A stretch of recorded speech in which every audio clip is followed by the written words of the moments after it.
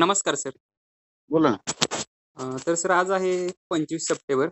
तर इथून पुढे आता 25 पावसाचं वातावरण कसं राहील कुठं सोलापूरमध्ये? कुठ- कुठं पाऊस म्हणले? सोलापूर वगैरे. सोलापूर, पुणे, सातारा, सांगली. हम्म. आज आणखीन 2 दिवस पाऊस आहेच आणखीन तिकडे 27 पर्यंत. 28 ला क्लिअर होईल वातावरण. 28 नंतर म्हणजे पूर्णपणे क्लिअर होईल का काही भाग? नाही, पुन्हा येईल ना. पुन्हा पुन्हा 2 तारखेनंतर येईल पुन्हा एकदा. 2 तारखेनंतर आणखी येईल काय? हम्म. हम्म.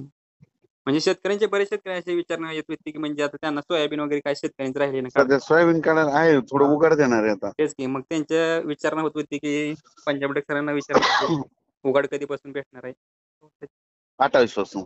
28 पासून वातावरण क्लिअर होणार आहे. हो. आणि पुढे ऑक्टोबर महिन्यात आणखीन पाऊस. ऑक्टोबर मध्ये 2 पाऊस येतील पुन्हा एकदा. हम्म. सगळे सोयाबीनचे रानं तयार झाल्याच्या नंतर.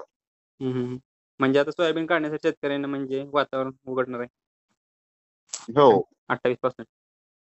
हो. आता आज उद्या कुठे कुठे पाऊस राहील सर? आज पुण्याकडे, नाशिककडे जास्त आहे. म्हणजे उत्तर महाराष्ट्र, मध्य महाराष्ट्र. हो हो. आणि नाशिक हो, कोकणात पण जास्तच आहे. पुणे, मुंबई, सिन्नर, धुळे, जळगाव, नंदुरबार, संभाजीनगर, हो हो. ईडी, कोपरगाव. आणि सर विदर्भातील वातावरण कसं राहील? विदर्भात आहे 2 दिवस आहेच आणखी वातावरण, पण विखुरलेलं. विदर्भामध्ये जास्त राहील का 2 दिवस? नाही, विखुरलेल्या स्वरूपात पडेल पण पाऊस.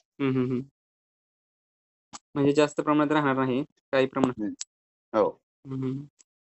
तर आता बऱ्याच शेतकऱ्यांनी म्हणजे सर बहुतांश परिसरामध्ये तुम्ही सांगितल्याप्रमाणे म्हणजे पाऊस जोरदार झाला अनेक ठिकाणी.